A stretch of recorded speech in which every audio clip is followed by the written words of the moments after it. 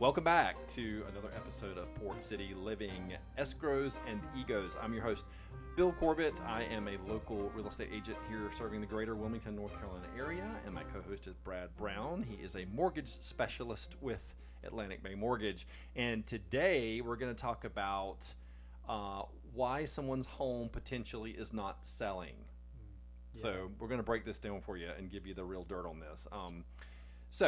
It could be one of three things, in my opinion.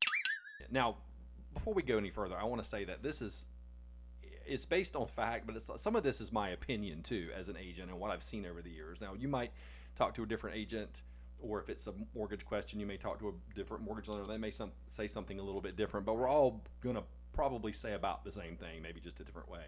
But in my opinion, most of the time, if you're trying to sell a house and it's not selling, it's either price, condition, location, two of them, all three of them. And it's really important when you hire a real estate agent to listen to what they say. Agreed. Most real estate agents do both sides. They help people buy, they help people sell. You know, you've got some agents that only do one thing, and that's fine, that's their specialty. But most agents do both things. And so we see what is out there when we're helping our buyers. We see what things are priced at. We see what condition things are, where things are located. Mm-hmm. So when you're hiring a listing agent, a selling agent, listen to what we have to say, because we know what buyers are looking for. We know how picky they can be, and they are picky. They are. Buyers want the world. They want the best looking property. They want it to look, unfortunately, HGTV ready. They want it to be at a good price, and that's just what they want. And so as a seller, you have to do everything in your power within reason to make that property shine and look like the best jewel on the market. Because I tell my sellers this all the time, you're putting a product on the market. And folks, just FYI, just because it's your property, just because you own it and you spent years there and you've cried there and you've done a lot of other stuff there and birthday parties and Christmases, does not mean that it's worth more than everybody else's. Okay, I am so sorry to tell you this. It does not work that way. Just had a little, the memories do not convey. The memories do not convey, right. Absolutely. So, I realize that there's sentimental value to things, especially when people have lived in their homes for years and years and years. But I think when you decide you need to sell, you have to detach yourself from that. And that's why a lot of agents go through your home and say, okay, you need to get rid of your collections of things. You need to get rid of your personal photos, your anything that makes it look like it's yours. You want to make your property look like it's the buyers. You want the buyer to envision themselves in that property and take you out of the equation, because you are not going to be in this equation anymore.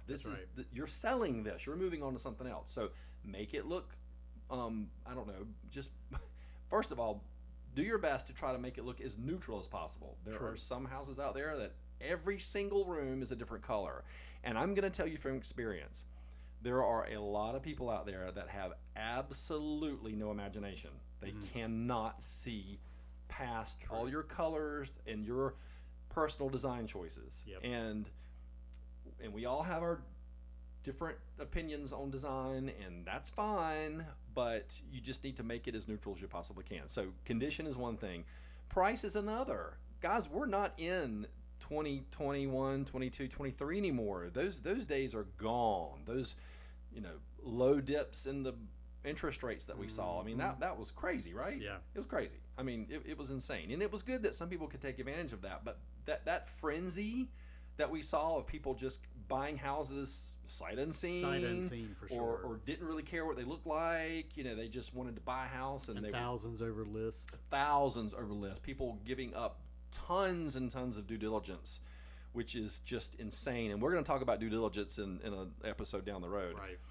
But those days are gone. And while the market is still good, here in Wilmington, we're still mainly in a seller's market for the most part in most places.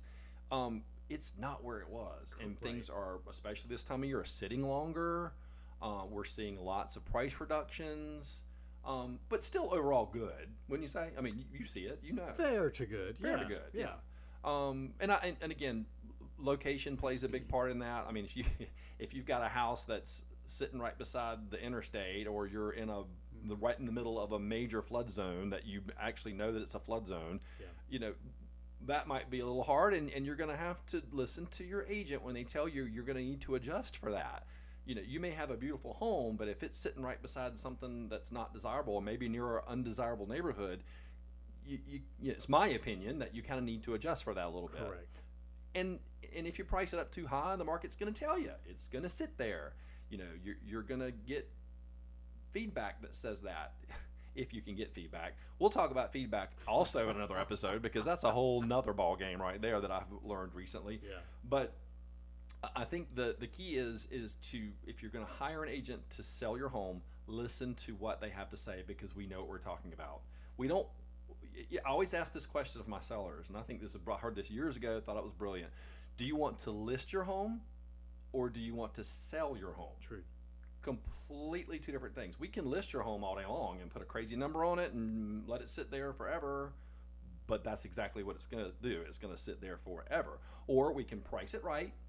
We can get you a good amount of money for it and what's fair, and we can get you on down the road, and you can go into your next home or your next boat or your next whatever it is that you're looking to do. And that's the point. Yeah. I think we just have a lot of, I'm going to say it, we got a lot of greed out there. A lot of greed. I get it.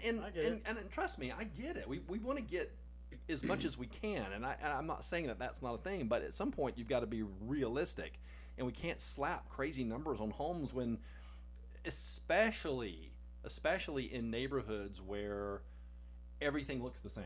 You know, when it comes to, a lot of people want to use price per square foot to price houses. That doesn't really work. It doesn't really equate unless you're maybe buying a condo where all the condos look the same in the complex, or you're buying a townhome, or maybe a neighborhood, a newer neighborhood where pretty much all the houses are exactly the same. Then you can kind of get away with using price per square foot. But some of these older established neighborhoods where houses were built by so many different people, and some have been updated, some of them have been updated, some of it haven't. You can't use price per square foot, but you really have to base it on what that neighborhood is doing. And it's important. So if you're thinking about selling, just be mindful of that. It's the price you put on it, it's the condition you put on it. Those really go hand in hand, and of course that location.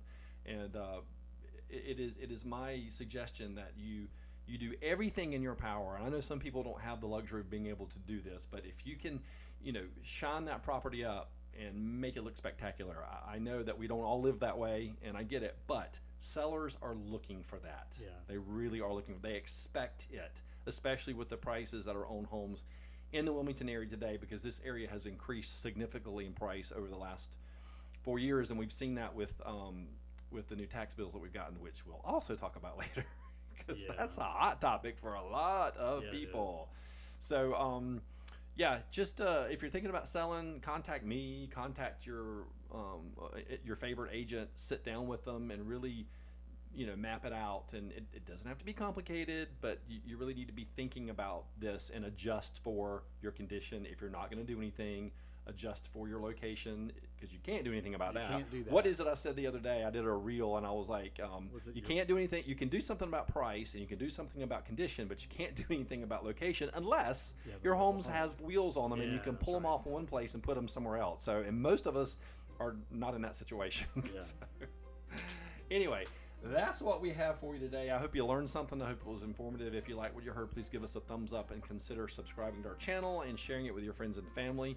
And we will be back next time with another juicy topic for you on Port City Living, Escrows and Egos. Bye, everybody.